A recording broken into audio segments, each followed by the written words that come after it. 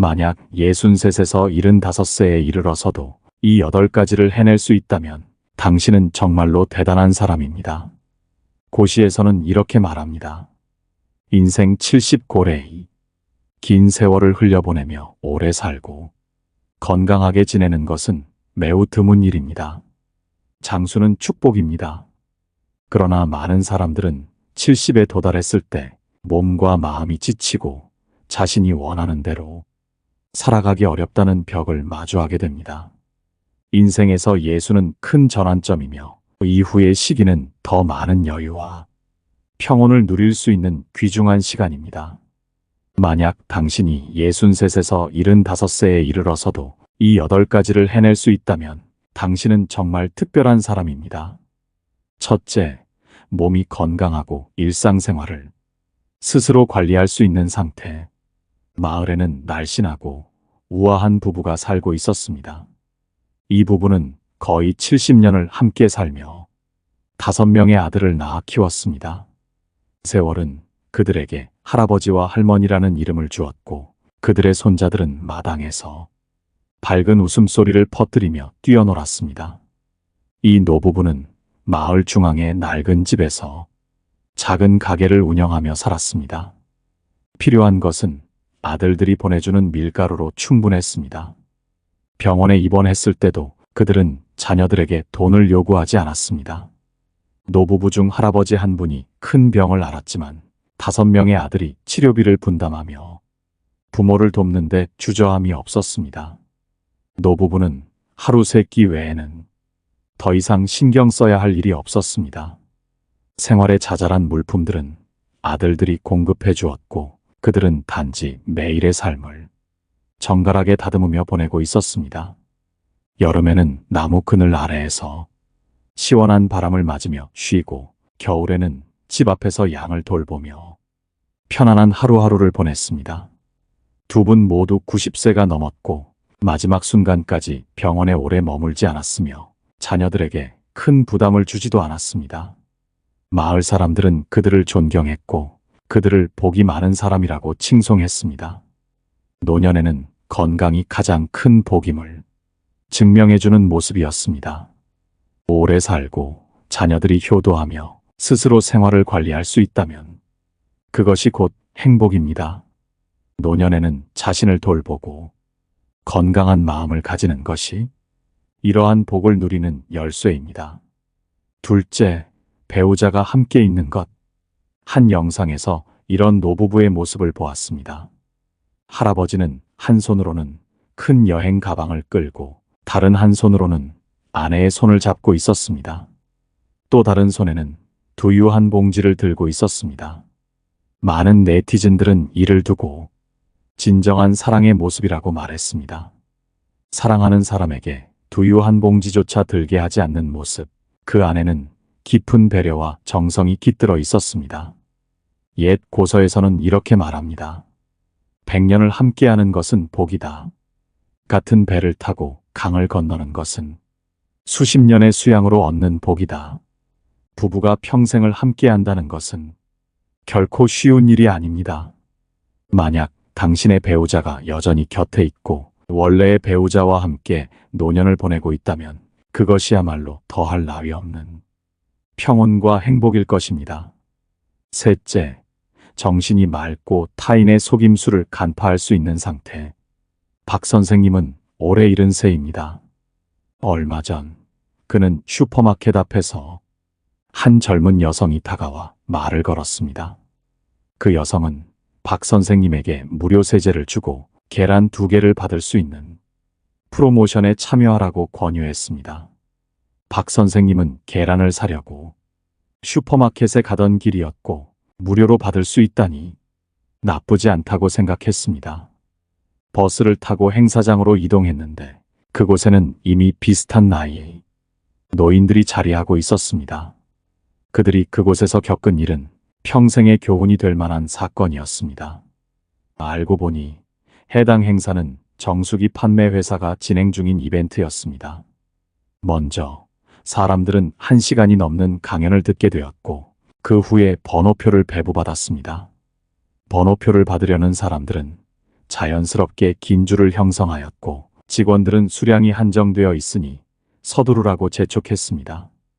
번호표를 받은 사람들에게는 선착순으로 할인된 가격에 정수기를 구매할 수 있는 기회가 주어졌습니다. 정수기 한 대의 가격은 139만 원이었는데 노인들에게는 상당히 부담스러운 금액이었습니다. 박 선생님께서는 정수기가 필요하지 않다며 물러섰습니다만 직원은 그의 집까지 동행하며 더 자세히 상의하자고 설득했습니다. 박 선생님께서는 반드시 버스를 타고 돌아가겠다고 고집하셨고 결국 강매에서 벗어났습니다. 당시 다른 노인들 대부분은 번호표를 받은 뒤 140만 원에 가까운 돈을 지불하고 정수기를 구매하셨습니다. 요즘은 많은 상인들이 노인들의 주머니를 노리고 있습니다. 이들은 교묘한 속임수와 약간의 혜택을 미끼로 내세워 값비싼 물건을 구매하도록 유도하고 있습니다. 많은 노인들이 실용적이지 않은 기계나 건강보조제를 사거나 심지어 투자 사기에 휘말려 적지 않은 돈을 낭비하는 경우도 있습니다. 이런 상황을 방지하려면 일부러 어리숙한 척할 수는 있어도 실제로 어리석게 행동해서는 안 됩니다. 정신을 맑게 유지하고 타인의 속임수를 분별하며 침착하게 대처하는 것이야말로 지혜로운 노년의 모습입니다. 넷째, 경제적으로 자립하여 자녀들에게 손을 벌리지 않을 수 있는 것이 중요합니다. 박 아주머니는 한 기업에서 오랜 시간 근무하시다 퇴직하셨고 퇴직 후 몇 년간은 건강이 좋아 사립유치원에서 청소 일을 하시며 그녀는 스스로의 노후를 준비하며 자녀에게 의지하지 않았습니다. 자신의 집과 연금, 의료보험, 그리고 퇴직금을 기반으로 건강이 유지되는 한 딸과 사위에게 손을 벌릴 필요가 없었습니다. 가끔 외손자에게 옷이나 선물을 사주시고 공원에 가거나 집에서 손수 식사를 챙기며 작은 반려견과 함께 평온한 삶을 보내셨습니다. 사람은 돈이 남아도는 상황에서는 걱정이 없지만 건강할 때 돈이 다 떨어진다면 곤란해지기 마련입니다. 노년의 퇴직금과 저축이 충분하다면 자녀들의 눈치를 보지 않고도 자립적으로 생활할 수 있습니다.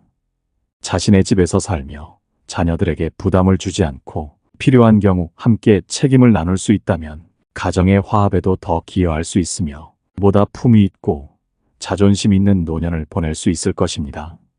다섯째, 자녀들과 큰 갈등 없이 소통할 수 있는 것이 중요합니다. 어느 겨울밤 75살의 한 노인은 홀로 거리를 방황하고 있었습니다. 경찰이 그를 구조하고 나서야 아들과 싸운 뒤 집을 나와 길을 잃었다는 사실이 밝혀졌습니다. 경찰이 가족에게 연락하였고 1시간이 지나서야 그의 아들이 다급히 찾아왔습니다. 하지만 아들은 오자마자 노인을 꾸짖으며 불만을 드러냈습니다. 아들은 아버지가 젊었을 때부터 집안에서 독단적으로 결정을 내리고 고집이 세어 가족들과 자주 갈등이 있었다고 하소연했습니다. 노년에 이르러서도 그의 성격은 변하지 않았고 아들과의 소통은 점점 더 어려워졌습니다. 작은 생활 속 일들로 자주 다투었으며 결국 막내 아들만이 그를 돌보겠다고 나섰습니다. 그의 큰딸은 이미 오래전에 연락을 끊은 상태였습니다. 이 세상에서 모든 이익과 가치는 결국 일시적인 것에 불과합니다. 진정한 안정과 가치는 감정적 관계에서 비롯되며 상대방에게 신뢰와 의지를 제공할 수 있을 때만 지속됩니다. 노년에 이르러 자녀들의 삶을 이해하고 그들이 스스로의 인생을 살도록 놓아주는 것이 중요합니다. 그들의 삶에 지나치게 개입하지 않는 태도야말로 진정한 가족의 화합과 평화를 가져다 줄 것입니다. 사람들에게 너그럽고 친절하게 대하며 따뜻한 소통을 유지해야만 자녀들이 등을 돌리지 않을 것입니다. 자녀들에게 한결같은 온정과 사랑을 베풀어야 마음속 깊은 유대감이 단단히 자리 잡습니다. 공부도 열심히 하고 외출할 때 어려움이 없는 것이 중요합니다. 많은 노인들이 일정한 나이에 이르면 혼자 외출하는 것이 어려워지고 갑작스러운 상황에 직면했을 때 대처하기 힘들어집니다. 예를 들어 스마트폰을 능숙하게 사용하는 노인들은 다양한 상품을 손쉽게 구매하고 생활의 필요를 채울 수 있습니다. 반면에 배우지 못한 노인들은 스마트폰 사용에 어려움을 겪어 휴대폰 결제가 필요한 상황에서 자녀들에게 도움을 요청해야만 합니다. 오늘날 생활의 많은 부분이 온라인으로 이루어지고 있습니다. 주택관리비, 전기요금, 가스요금 같은 것들을 스마트폰으로 간단히 처리할 수 있다면 편리하겠지만 이를 알지 못한다면 매번 자녀들에게 의지하게 됩니다. 노인의 뇌는 나이에 따라 점차 퇴화하지만 책을 읽고 깊이 생각하며 배움을 이어가는 습관을 들인다면 뇌의 활력을 유지하며 삶의 의지를 잃지 않을 수 있습니다. 취미를 가지고 생활이 지루하지 않은 것도 중요합니다. 현재 많은 70대에서 80대 노인들이 신체 활동이 예전만큼 활발하지 않으나 그렇다고 취미가 없다면 시간이 지날수록 무기력해질 수 있습니다. 반대로 책을 읽고 글을 쓰며 그림을 그리는 등 창조적인 취미를 가진 노인들은 자신의 삶을 더욱 다채롭고 풍성하게 살아갑니다. 예를 들어 일부 노인들은 70세 이후에 창작 활동을 시작하여 책을 출판하거나 80세가 되어서도 전시회를 열어 그들의 예술 작품이 세계적으로 주목받는 경우도 있습니다. 고전에서는 사람은 자신만의 매력을 지녀야 비로소 존중받는다고 말했습니다. 노인들에게 알맞은 취미는 단순한 오락 이상의 의미를 가지며 삶의 깊이를 더해줄 수 있는 소중한 기회가 됩니다. 내면이 넓어지고 다른 사람들과의 비교에 얽매이지 않는 것도 필수적입니다. 한 아파트 단지에 사는 80세의 할머니는 늘 미소를 띠며 지팡이를 짚고 단지 내 벤치에 앉아 계십니다. 다른 노인들이 모여 자녀를 탓하거나 퇴직금이 적다고 불평할 때 그녀는 그런 대화에 참여하지 않고 오히려 담담히 주변을 살핍니다. 그녀의 아들과 며느리는 그녀에게 친절하게 대하고 손자 또한 그녀를 깊이 공경합니다. 이 모든 것은 그녀가 가진 너그러움과 평온한 성품 덕분입니다. 그녀는 자신과 다른 사람을 비교하지 않으며 불만 대신 삶을 존중하는 태도를 지닙니다. 노년에 이르면 성격이 크게 변할 수도 있지만 마음을 넓히고 평정심을 유지하는 것은 건강한 노년을 보내는데 필수적입니다. 오늘날 7080대의 나이는 과거처럼 늙은 나이로만 간주되지 않습니다. 의료기술의 발전과 생활 수준의 향상, 그리고 건강의식의 증대 덕분에 많은 노인들이 예전보다 더 건강하고 정신적으로도 밝은 상태를 유지하고 있습니다. 따라서 노인들은 더욱 신중하고 자제력 있게 행동하며 건강과 평온 속에서 노년을 아름답게 꾸려갈 수 있어야 합니다. 이처럼 인생의 황혼기에 접어든 나이는 긴 세월을 돌아보며 남은 여생을 충실히 가꾸기 위한 중요한 시점입니다. 만약 당신이 위에서 언급된 모든 것을 실천할 수 있다면 정말로 대단한 사람이라 할 수 있습니다. 그리하여 풍요롭고 행복하며 의미 있는 노년을 맞이할 수 있을 것입니다. 퇴직 후 노인들은 신체 건강과 상관없이 반드시 피해야 할 4가지 장소가 있습니다. 장 선생님께서는 퇴직 후 여유롭고 평화로운 노년을 보내기를 꿈꾸셨습니다. 하지만 어느 날의 사건은 그분께 깊은 교훈을 남기며 노인들이 절대 피해야 할 장소가 있다는 깨달음을 안겨주었습니다. 그날은 햇살이 따스하게 내려앉은 주말이었습니다. 장 선생님은 오랜 친구와 함께 새로 발견한 낚시터로 향했습니다. 처음에는 그곳이 자연과 조화롭게 어우러진 평온한 장소로 느껴졌습니다. 그러나 도착해보니 예상과는 달리 그곳은 인적이 드물고 강물은 깊고 흐름이 빠르며 어딘가 위태로워 보였습니다. 친구의 간청을 차마 거절하지 못한 장 선생님은 조용히 자리를 잡고 낚싯대를 들이웠습니다. 하지만 시간이 흐르며 불안한 예감이 현실로 다가왔습니다. 앉아있던 자리가 점차 미끄러워지더니 의자가 강물 쪽으로 기울어졌고 결국 그는 물속으로 빠지고 말았습니다. 그 순간 가슴이 터질 듯한 공포와 싸우며 장 선생님은 다행히 수영 실력 덕분에 목숨을 건질 수 있었습니다. 그 후 그는 주변 사람들에게 이렇게 말했습니다.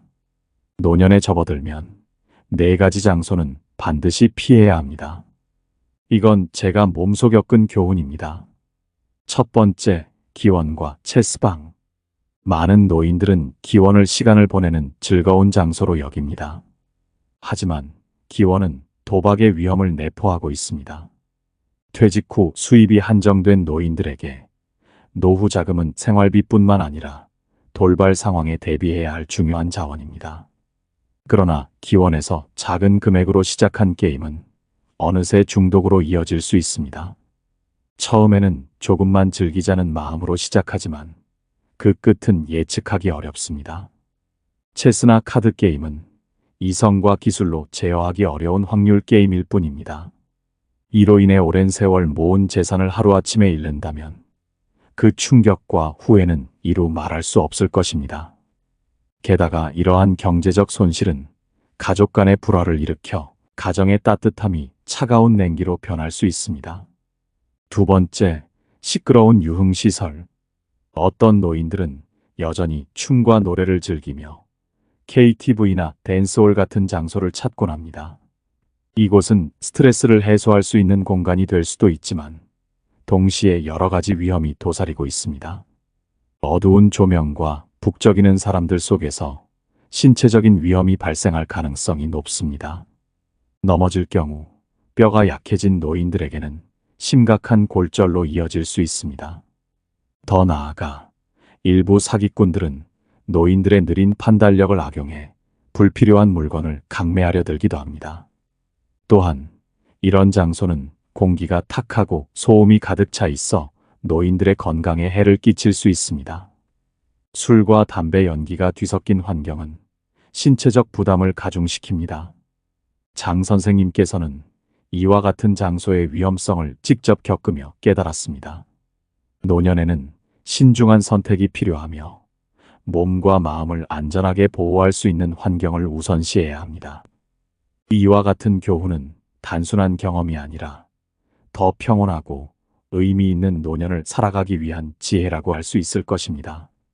노인들의 폐 기능이 약해지면서 연기와 술 냄새로 가득 찬 공간은 마치 숨이 막히는 안개 속을 걷는 듯한 고통을 안겨줍니다. 이러한 환경은 호흡기를 자극해 기침과 천식을 유발하거나 병을 더욱 악화시킬 수 있습니다. 세 번째로 피해야 할 장소는 사람이 붐비는 시장입니다. 노인들은 저렴한 물건을 찾는 기쁨의 시장을 자주 찾곤 하지만 그곳의 복잡함은 예상치 못한 위험을 동반합니다. 시장은 많은 사람들로 가득 차 있으며 사람들 사이를 오가는 일이 쉽지 않습니다. 노인들은 이러한 환경에서 걸음을 조심스레 떼야 하지만 빠르게 움직이는 이들과 부딪히거나 밀칠 위험이 큽니다. 더구나 시장의 바닥은 울퉁불퉁하고 상점 사이 통로는 좁으며 장애물이 많아 넘어질 위험을 증가시킵니다. 몸의 균형 감각이 예전 같지 않은 노인들에게 이런 환경은 크나큰 도전이 됩니다. 신체적인 위험뿐 아니라 시장의 시끄러운 소음은 정신 건강에도 악영향을 미칩니다. 끊임없이 들려오는 소음은 마치 마음속 평화를 흔드는 파도처럼 불안과 짜증을 유발할 수 있습니다. 또한 물건 가격을 두고 상인들과 실랑이를 벌이다가 결국 화가 나 혈압이 오르거나 병원을 찾는 경우도 발생합니다. 그 몇 원을 아끼려던 마음은 결국 더 큰 비용을 초래할 수 있습니다. 네 번째는 고위험 관광지입니다. 최근 노인들 사이에서 산을 오르거나 자연 속에서 시간을 보내는 것이 인기를 끌고 있지만 이러한 여행지에는 세심한 주의가 필요합니다. 특히 개발이 미완료된 산악지역은 길이 험하고 안전시설이 부족해 위험합니다.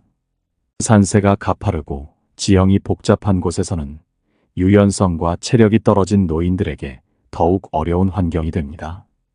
등반 도중 체력이 떨어지거나 발을 헛디디는 순간 작은 실수가 돌이킬 수 없는 결과를 초래할 수 있습니다. 다음으로 수영을 즐기는 노인들도 잘 알려지지 않은 해역은 피해야 합니다. 바다는 아름다움 속에 위험을 품고 있으며 물살과 해수의 압력, 온도의 변화는 몸에 큰 부담을 줄 수 있습니다. 노인들의 신체는 이러한 환경에 적응하기 어렵고 생명을 위협하는 상황까지 이를 수 있습니다. 제가 아는 한 할아버지께서는 바다에서 잠수를 즐기다 갑작스러운 파도에 휩쓸려 실종되었습니다. 구조대가 오랜 시간 수색했으나 결국 시신조차 찾지 못했고 가족들은 크나큰 슬픔과 후회를 안고 살아가야 했습니다. 남겨진 유해조차 없었던 탓에 가족들은 의관총을 세우고 그리움을 달래며 그의 흔적을 기리기로 했습니다. 이 모든 것을 종합해 볼 때 노년기에 접어든 분들은 이러한 4가지 장소를 피하는 것이 현명한 선택입니다. 이는 활동을 제한하기 위함이 아니라 스스로의 안전과 건강을 지키며 평화롭고 품격 있는 노년을 누리기 위한 방편입니다. 노인들에게 남은 시간은 소중하며 그것을 안전하게 보내는 것은 자신과 가족 모두를 위한 책임이기도 합니다. 부모님이 나이가 들어가면서 직접 모실 것인지 혹은 요양원에 맡길 것인지에 대한 고민은 누구나 한 번쯤 마주하게 됩니다. 이 문제는 단순히 정답이 없는 난제처럼 보일 수 있지만 부모님을 부양하는 것은 자녀로서 마땅한 도리라는 사실을 간과할 수 없습니다. 그렇다고 해서 현실의 어려움을 외면할 수는 없기에 각 가정마다 상황에 맞는 최선의 선택이 중요하다는 점을 이해해야 합니다. 과거 세대는 부모님을 위해 자신을 기꺼이 희생하며 효도를 삶의 제일 가치로 여겼습니다. 하지만 오늘날 젊은 세대는 각자의 삶을 중요하게 생각하며 부모님을 부양하는 것을 필연적인 의무로 여기지 않는 경향이 있습니다.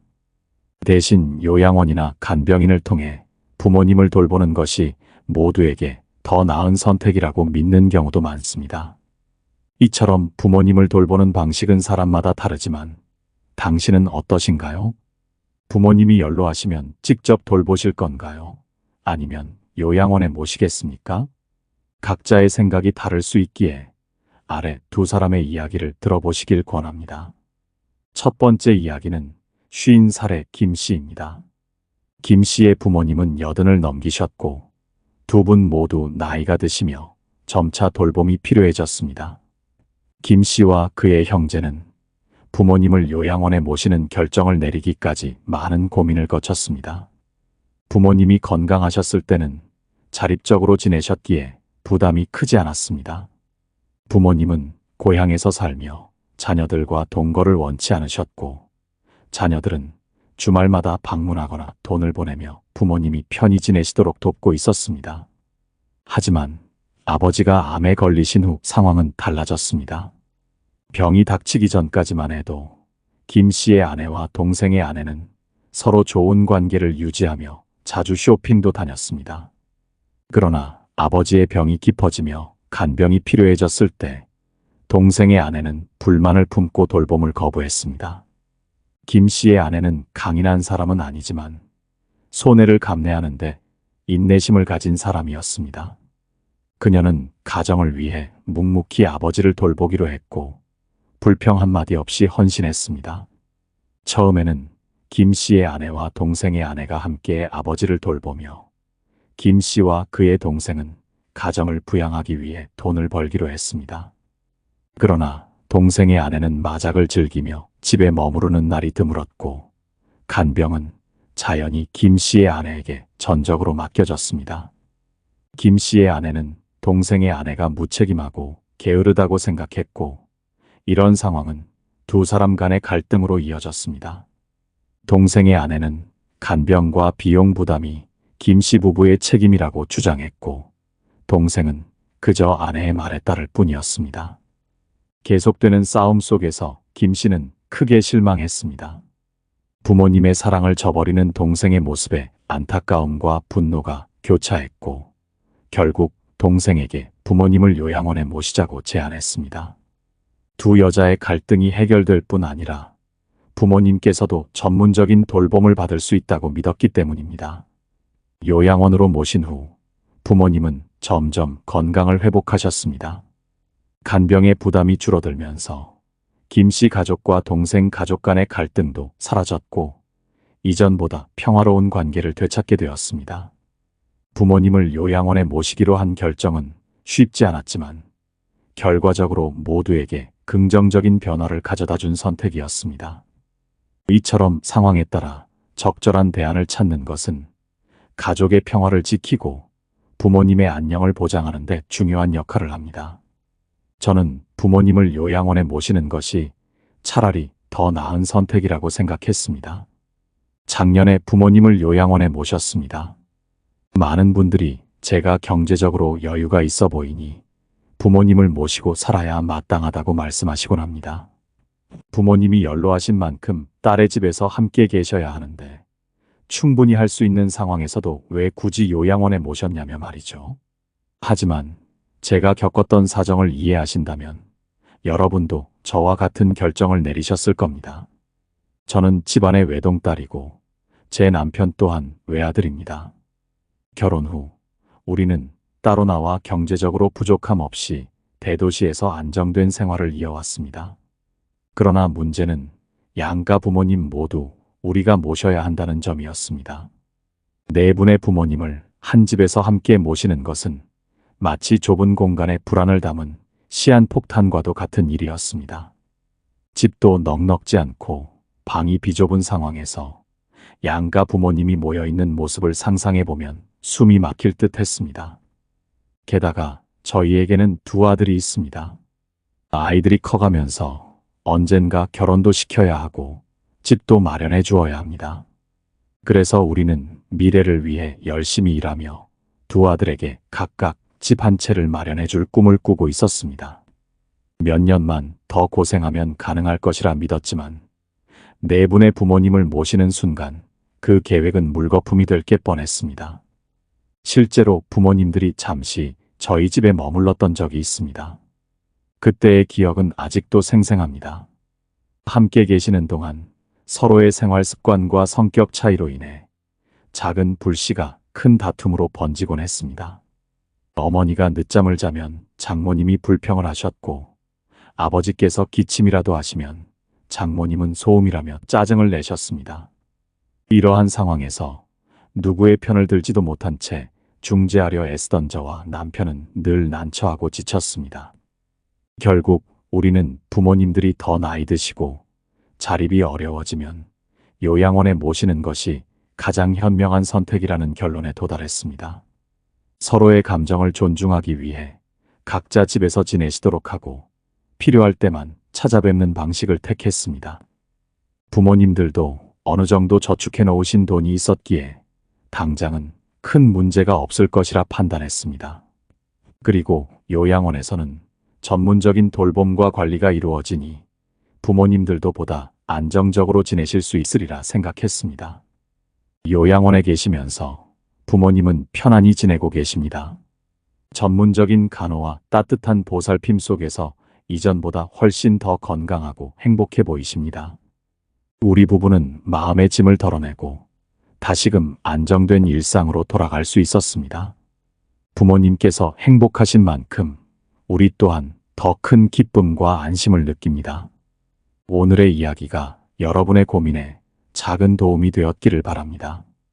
구독하지 않으셨다면 잊지 말고 눌러주시길 부탁드립니다. 감사합니다. 노후의 빛나는 지혜였습니다.